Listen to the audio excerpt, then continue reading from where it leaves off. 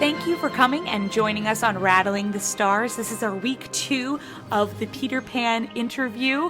As all of our listeners know, I love Peter Pan with a passion, and I love this particular production. I grew up with it, basically. It came out in 2000, starring Cathy Rigby, and I'm honored today to be joined by the cast and the crew of the show. So I'm going to have them introduce themselves to you, and we'll start with Barbara. Hello, I'm Barbara McCulloh. I was Mrs. Darling, a.k.a. everybody's mom, and also the mermaid.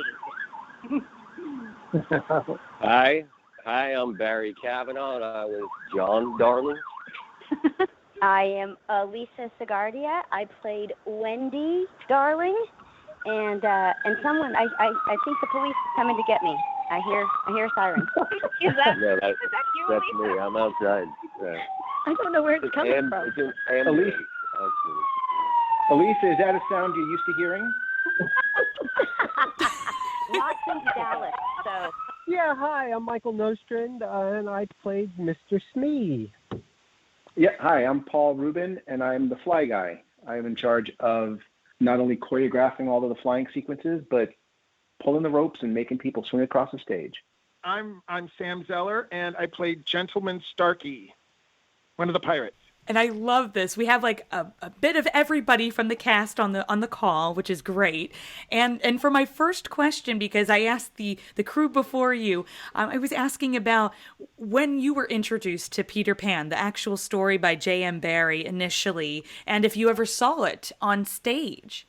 I'll start by saying I was first introduced to the show on TV, the Mary Martin version, and I used to go to my Aunt Sadie's to watch it because she had a color TV, and so that's my first introduction to Peter Pan, and I had never seen the show until I did it elsewhere, playing one of the pirates back in the early 80s, and that's my introduction. This is Barbara. I was introduced to it by the Mary Martin album. It was actually an LP that my parents bought for me, and they would play it for me to go to sleep to.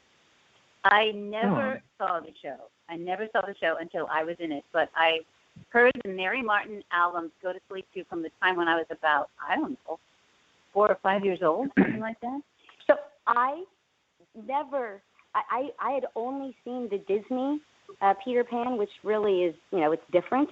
And it wasn't until I auditioned for the show that I went and found, I think it was a CD, and I believe it was the Mary Martin version. And that was the first time that I was ever introduced to the musical.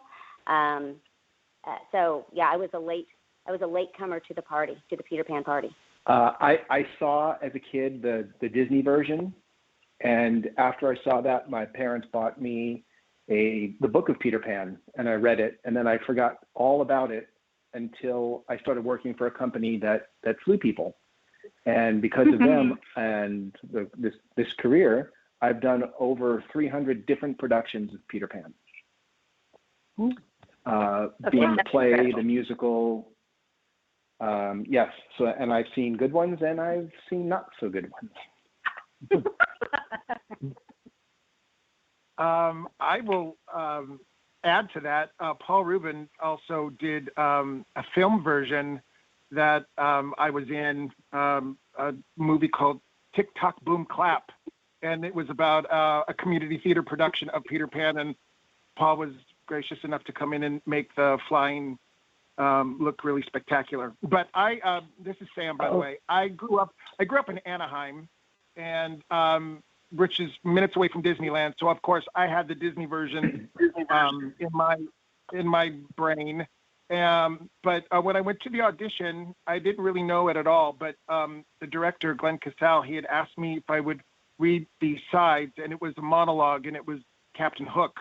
And I thought, oh God, okay. But I ended up becoming the understudy, which was really nice, and I got to go on for that several times. Well, I was a kid, so I saw the cartoon, and then I saw Hook, the movie Hook, when that came out, and I had a VHS taped off of TV of the Mary Martin version, and I used to watch that too. So, I was aware of it. So when did you guys, because you were all a part of the filmed version for the 2000 DVD that was released, and that was the one that my sister and I always played all the time. We always loved to pretend we were doing the dances in the living room with you. It was just such a great, version that we loved so much. And so my question was going to be, when did you guys join because I know it was on Broadway originally a couple times with Cathy, and then there was like a national tour. So when did each of you join in on the team? This is Barbara. I joined in with the what I call the original Cathy Rigby show with Glenn Casal. So he auditioned in New York, and we went out on tour. So I think this is 97. We went out on tour. We started in Anaheim, and we went out on tour for 10 months. And then we came into Broadway to the Marriott, and then we went out on tour for a few more months. And then we came back to Broadway to the Gershwin. And then we did the 2000 DVD after that. So, yeah, that was my experience. Wasn't the success of the second run because the Tonys were in the Gershwin that year, and there was some sort of thing of Goldie Hawn getting covered in fairy dust, and it was advertised so well that we ended up running a lot longer than we had expected. Oh, that could easily be. Plus, Cathy practically flew into the camera on the Tony Awards. So That's we right. sold so many things. Yeah, I mean, she almost flew into the camera. Yeah, she flew directly over Goldie Hawn and Kurt Russell. Okay, that's how you get a Broadway extension. Except Barry, I think we all started in 97 with the... Yeah, I think you're right, Elisa. Yeah, I would be the last one to have joined this group. I started to come see it when you guys were closing Broadway the first time. And then my first city actually in it was Buffalo. Oh, wow. Yeah. Tell me a little bit about, the audition process, but also going into the rehearsals itself, when you kind of have to come together as a team, because this is a real team show, especially with the crew, because you have the flying going on, the sword fighting. I'll go first. I auditioned, actually, I was new to California at that point, and I remember auditioning at La Mirada rehearsal space, and I remember meeting Elisa there, and all I remember about the process is Glenn kept saying to me, "Remember, this is a darker version." And then, of course, I got a call. When I got a call back, Cathy, she said, "Well, he's got national tour experience," because I had done a bunch of national tours, but I also had done Renfield and Dracula in the last national tour, and I think that sort of impressed her. And so yeah, I remember sitting there talking to Elisa. Elisa, do you remember that? Okay, when you just said that, I worried about my brain because no, I don't. And that's terrible because Mikey's one of my favorite people in the whole wide world. But if I'm being honest, I really don't remember my audition at all. The only thing that I remember, and this might only be funny for the people who are in this call who know who I'm talking about, was when I walked in, there were I swear it was 12 people behind the desk or the table, and I think half of them were just family and friends. So Katie was there, Cathy's mom, Cathy's sister. So a lot of the people who I was auditioning for, they were just family and friends hanging out, and but that's all I remember. Other than that, it's a blur, which is really frightening. I feel old. This is Barbara. I auditioned in New York at the now defunct NOLA Studios. And when I walked in, it was only Glenn and Cathy there. And they asked me to sing and read a side, and then they said, would you sing Tender Shepherd? I sang Tender Shepherd and did the little speech afterwards, Dear Night Light. And when I finished, Cathy sighed. And I thought, that went all right. And Glenn said, thank you very much. And then I found out I'd gotten the job when I was out in Muir Woods, believe it or not. Yeah. I'd taken a trip to California. Yeah. Well, believe it or not, I had to audition for the show also, because there was a company that was known for flying people called Foy, and they were the only people that had flown people.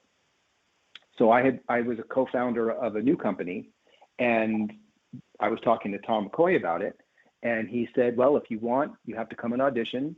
You'll have to fly Cathy for 5 minutes, and she'll be able to figure out if you're worth it within those 5 minutes. And I'm like, oh, okay. So we built a rig, we rented a truck, and we were based in Vegas at the time. We drove down to La Mirada, we set the rig up, we put Cathy in a harness, and we flew her for about half an hour because she really doesn't like flying. She loved it. She had a great time. And then they said, well, can you rig up a window flight? So we rigged up a window flight. And then they said, can you rig up an audience flight? So we did an audience flight. And then when we were all done, Tom said, thanks, we'll be in touch. And it was about 2 weeks later, and I remember walking through the Dallas airport, and to show you how long ago this was, my pager went off. And I called the office, and they said, we just heard from Tom McCoy. And I said, how did it go? And they said, well, we need you to sit down. And I said, can you please tell me what he said? So he said, we're very, very sorry to inform you that you're going to have to deal with me for the next 2.5 years. But for you to get the job, I personally have to go on the road and fly her. And I said, I don't want a tour. I'll train somebody. And they said, nope, if you don't go, we don't get the job. So I packed up my bags and spent 2.5 years on the road with some very, very fun people and had a great time. And because I had such a great time, I did it 2 more times after that. So tell me about that process with the flying, because that seems like it's probably the scariest thing to do. Probably the scariest job is to be up in the air and also being off in the rafters, making sure everything is going okay on stage. Yeah, it is. It is nerve-wracking because you know that you're flying somebody. You're actually flying the person whose name is above the title, and you have her life in your hands. So every time she got hooked up and she flew, it was a nerve-wracking experience. However, it was also exhilarating because she is the quintessential Peter Pan. You know, she is the one that is known as Peter Pan, and she made the show and the job fun because she never did the same thing twice. She would always put a little twist on it, like not stepping on a spike mark the way she was supposed to, and intentionally because she was keeping us on our toes. And it would add to our performance because it would give it a great dynamic because it was always new and it was always fresh. And the equipment got installed every week, and during the installation we would examine it and we would do safety checks every day just to make sure that the cables were still in good condition. And every couple of weeks we would change the cables out whether they needed it or not, just to make sure that we were safe and safe and happy. I was just going to say that one of the things that it was a little bit different was that Cathy's, and you can explain this more because I can't remember even what it was called, what we were on, that Cathy was like on a track and she could do the flips and stuff, and then we were on, what was that called, where we a pendulum. That's it. I knew it was P. I couldn't think of it. So it was a different experience for the kids who flew than it was for Cathy. But Paul did allow us to try it out, what she got to do, and it's like going on like being on a roller coaster. It was so exciting, but a very different experience than what Barry and I, because we were just kind of, I said kind of like meat on a hook for me, just kind of hanging out. Yeah, we did swing. Yeah, it was different, but maybe Paul, I don't know if maybe you can explain it more from your perspective, like what that was like as far as how we flying us as opposed to flying Cathy. Well, for one, yes, they got to fly, but what we would do for everybody's birthday, we would give them a birthday flight. So after one of the shows or in between shows, we would bring them on stage, and some cast members would come, and we would hook them up, and we would give them an aerial ballet flight, which was a lot of fun because this way at least they got a chance to fly.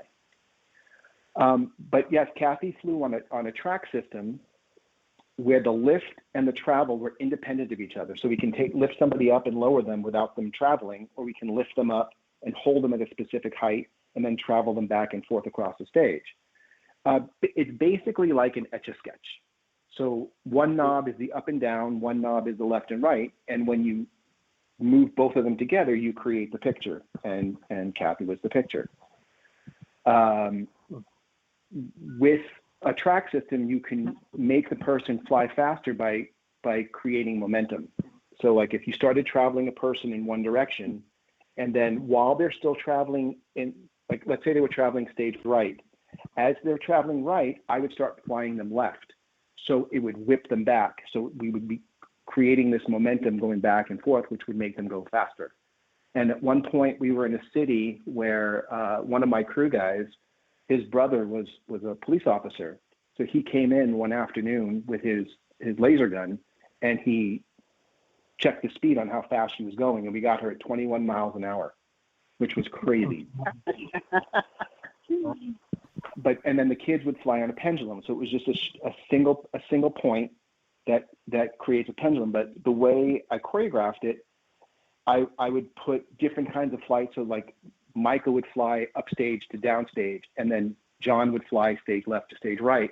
So the audience really never got tired or got bored of seeing the same flight over and over, even though it was the same equipment. So the audience would never know that the kids are on pendulums, or they wouldn't know that the kids and Peter were on two different systems. But for the audience flight, it is also a pendulum. And when we were at the Colonial Theater in Boston, we were there for 2 weeks, and we played a 1 week, and then we had Monday off, and then we came in on Tuesday and we did a brush up rehearsal, and we did the audience flight. And Cathy said to me, I'm about a foot away from touching the balcony rail. And I said, yes, I know. That's why you stand over here so you don't touch it. She goes, well, I'm going to step upstage 2 feet, so I'm going to land on the balcony rail tonight. I'm like, no, you're not. And we went back and forth, and then she said, yes, I'm going to do it. So we're going to you're not going to fly me, or I'm going to land on the rail. Take your pick.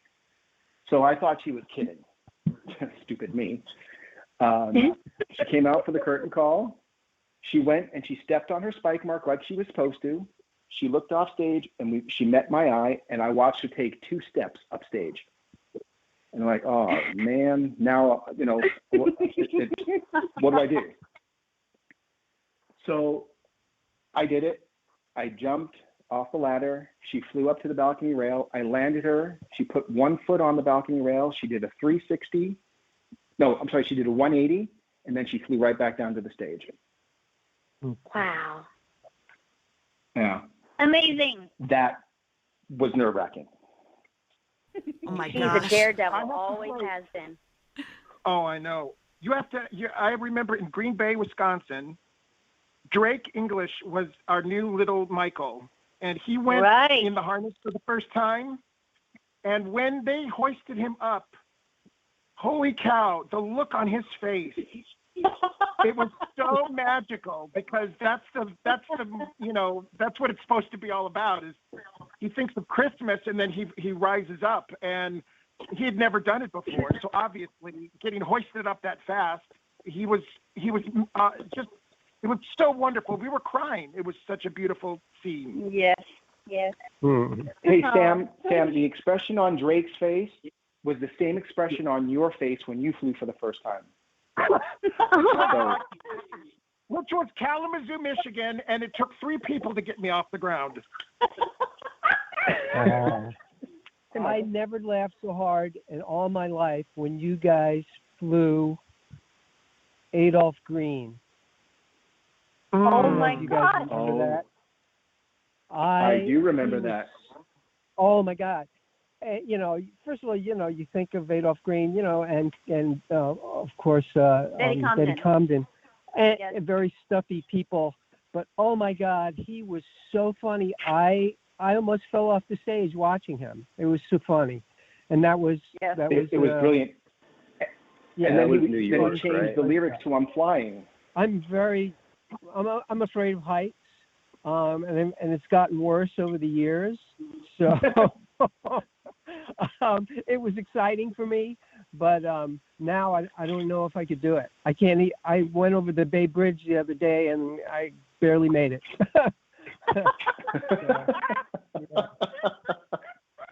We used to, this is pre-9/11, so we would go through an airport as we were transferring, before we hit Broadway, from one airport to another or whatever, and we went like a large amoeba.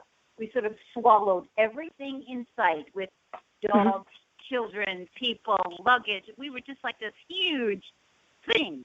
It was amazing. Yeah, we did a fight call 15 minutes before half hour. So we would run sword fights. We would run, not always we ran the flying part of it, but we would go through the motions so that everybody knew where everybody was supposed to be. Because every night you never knew. So we would have an understudy that might go on and was taking over somebody else's spot. So we had to make sure that everybody was, in the groove with each other. There was once a week when we would load the show in on a Tuesday, and then we would do a show Tuesday night. 3 hours before curtain, we would have a fly rehearsal, and within that 1 hour fly rehearsal, we would do all of the flying throughout the show. So we would practice with the fighting. So we would make sure that everyone had their swords and their weapons, and everybody was safe, and they still remembered what they were supposed to do.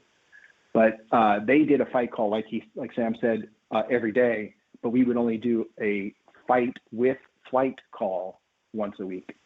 And obviously in theater, not everything goes according to plan. We could always hope for that, but not the case. Costume malfunctions, set pieces not appearing, and props and things like that. So what is one of the most memorable memories of that happening? Like just something not occurring when it's supposed to? Arkansas. Well, Little Rock, Arkansas. Paul, what was my fly guy's name? He didn't. I think you could count like 1, 2, 3. Was it like Bubba? He forgot to lift me. I was like dragging on the ground. That's Do you remember right. that? I would call ready, set, go, and you have to lift on go. So I went ready, set, go, and he was just standing there watching the show. I'm like, dude, you got to lift her up or buy a ticket, one or the other. So yeah, so Elisa I did not go. She, That's right. The 2 boys shot up. I was still on the ground. It felt like it pulled my arm out of the socket, and I just kind of. And back then, I just kind of go with the flow. So I was like, I'm not. I don't know. I was trying to make things up. I'm not thinking happy enough or lovely enough thoughts. I'm sure I looked like. I bet it was just not a pretty sight. But I was younger back then, and. We pulled it off. Now it would probably kill me. I'd probably be dead. And then there was a time too when the kids, we would have to hold hands. Remember that, Barry? The 3 of us would have to make sure we were holding hands. And somehow I think it might have been Drake. But so we kind of just all did a little mid-air collision. Yeah. Yeah. Do you remember that? I don't remember why that Yeah. happened. One time in New York too, where whoever was like hooking me up did not hook me up, and like I went to go get hooked up, and eventually, like, they started lifting it, but the set just came and, like, sort of smacked me in the side of the head. Oh. Well, speaking of that, Elisa, do you remember coming off stage to get hooked up and having your harness upside down?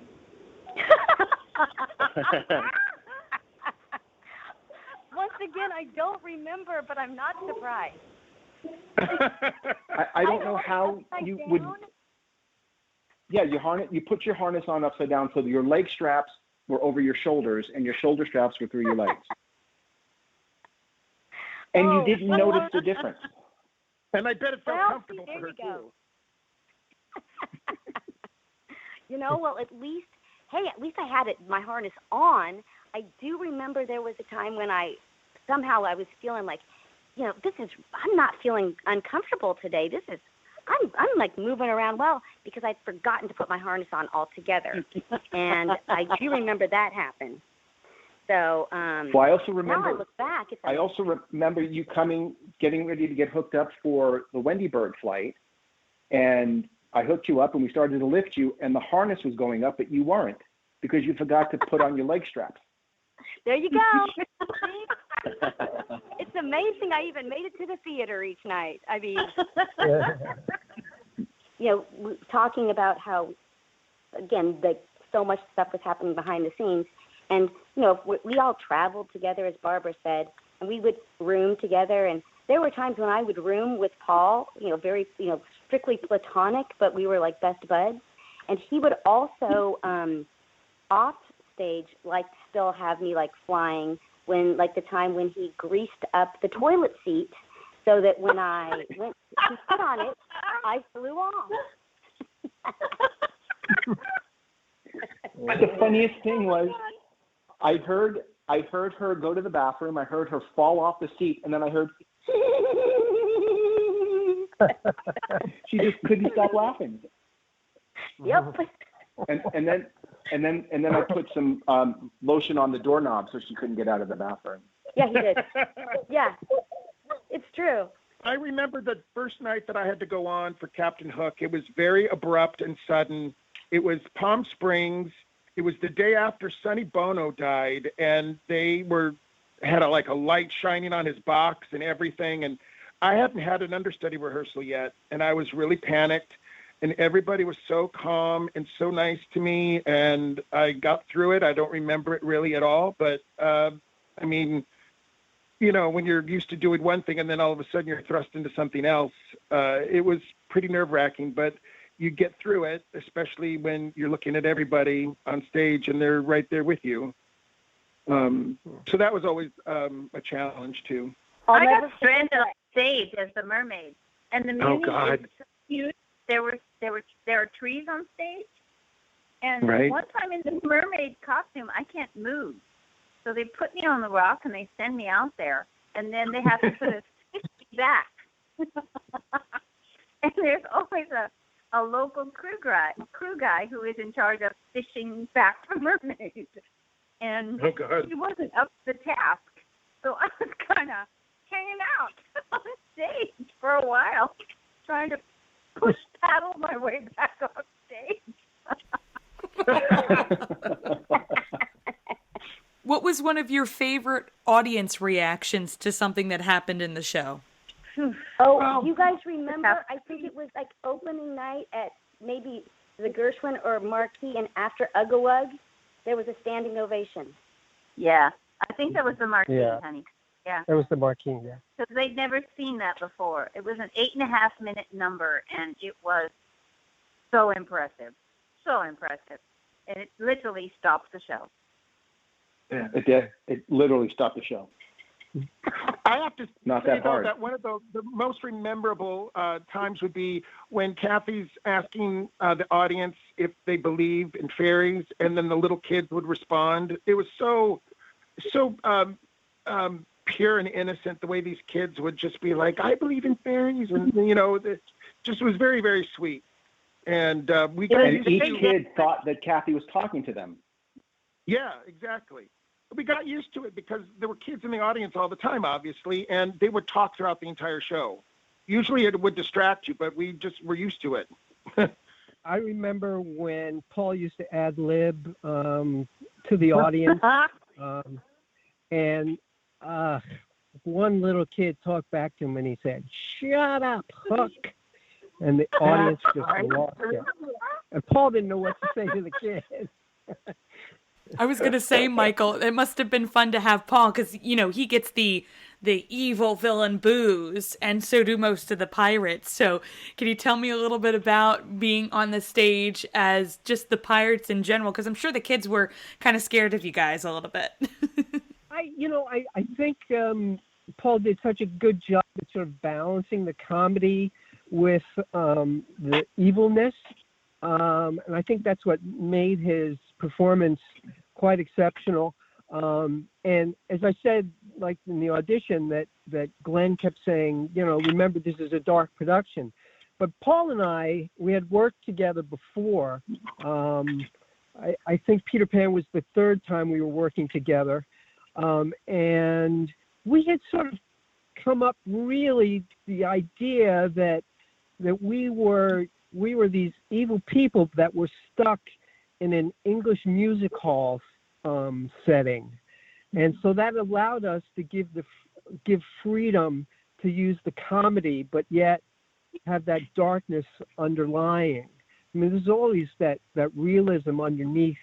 And I remember listening to an audio version of the show. I can't remember. I guess it was Stevie Sound. Is that? Yeah, Stevie Sound. Yeah. Yeah. He had made a recording of the show live, and he gave it to a bunch of people. And I can remember listening to the last fight, the last duel between Hook and Pan, and oh my God, I thought, oh my God, this is like a perfect radio play, and it was so well done. Everybody did a terrific job, but of course Paul and I worked so closely together that that's what I remember about his performance, and really how the kids really weren't afraid of him so much, except when he really turned up the screws a little bit. So, pose from your own character. If you could be any Neverland character in Neverland, an Indian, a pirate, mermaid, fairy, lost boy, who would you like to be?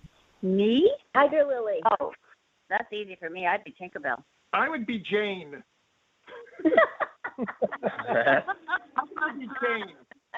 Well, I have to say that one of the most amazing moments in the Darling Nursery every night, and I would say my little line, walk off stage, and stand there to see it, was when the music changed and the windows opened and Peter came through the windows. It was unbelievable.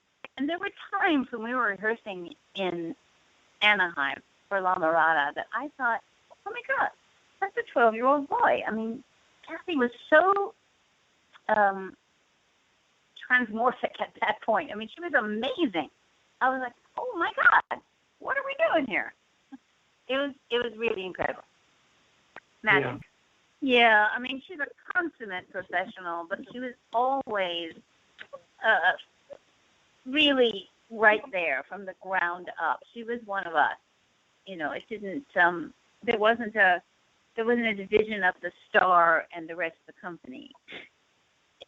Even though she was, we forget, she's an Olympic athlete. Mm-hmm. I mean, it's amazing. 2-time Olympic athlete. Yes. That was. I mean, I think that was such a big part of it. The discipline and the training that she had since such a young age. She just always, as I guess they said before, I mean, 100% always. And she always seemed to have fun. And what I love about Cathy so much is here she was, the star of the show. People were coming to see her, but absolutely no ego whatsoever. And she would just go out there and have a good time. And sometimes she would do things differently, and she would have fun kind of shaking things up. And she didn't care because it was just about having fun. And I think she would become that little boy. And just the way that she was so giving to everyone else, I don't know. I think that we were all just so lucky. I don't know that I'll ever have an experience like that, working with someone in any field who is just loves what they do so much and was just so giving of herself. Yeah. I agree with you, Elisa. It starts from the top down, and we just had an incredible experience. Yeah. Yeah. She raised the bar. She made everybody, bust their, work as hard as they can, because you couldn't be below her. And she's always pushing the bar, raising the bar. Yeah. Incredible. Just an incredible performer. Hey, Michael, do you remember when she would add another word after codfish? Yes, I was just thinking about that. Oh my God! And then there was a point where, it was during Marooners Rock, and she's having dialogue with Paul. He thinks that, and he's having a conversation with this ghostly being, and he says, "Who are you?" He says, "Who are you?" Who am I? And she says, "What are you?" And he says, She says, "You're a stinking codfish," and then he would say, "A stinking codfish," and then I would have to say, "Have we been captained all this time by a stinking codfish?" And then she would add adjectives to that, and I think one night it came to be like 6 adjectives that I had to repeat, and I couldn't remember. So I just said, I threw up my hands and said, "Have we been captained all this time by a stinking codfish?" That was it. I couldn't remember. But she used to add, a smelly, whatever. I loved playing that scene because everybody was in that scene, and it was so much fun to play. As a show that kind of reiterates what J.M. Barrie's original play was, and the magic continues all these years later, and to think that it's 20 years since this particular version was filmed and released, it's kind of weird to think that. But I thought, to end our interview, I thought it would be best if either of you, if all of you could actually, if you could give us a word that would describe your experience working and being a part of the Peter Pan universe and a part of all of the productions. What word would that be? Oh, gosh. Magic. I was going to say magical. Yeah, that came to me too. But then I also thought, heartfelt, magical and heartfelt. And family. We're a Family, family. yeah. That's my word. I thought of family too. I mean, that was the first word that came to my head because when you're away from your family and you have a family with you on the road, we spent a lot of time together, and we got to know each other very, very well, and you can tell by the way we're laughing now and talking with each other, it's as if we hadn't spent a lot of time apart. We do miss each other, and we do get to run into each other every now and then, but it was a really great time. I would say comfort. Sadly, my dad passed away on the tour, and I had to leave for a few days to go to his funeral. And when I came back, Barbara had taken up a collection for him under the Cancer Research Foundation, and it was at that moment when I realized this is my family. I'm not going home to family. I'm coming back to family. And it was it's just an incredible group of people that we were able to play with every week, and travel and tour with. It was just an incredible experience. Tammy, I don't know of any other national tour, and I know of a lot of people who've done them and Broadway who are as close as the Peter Pan family. I really don't. It's unique. We are unique. Mm-hmm.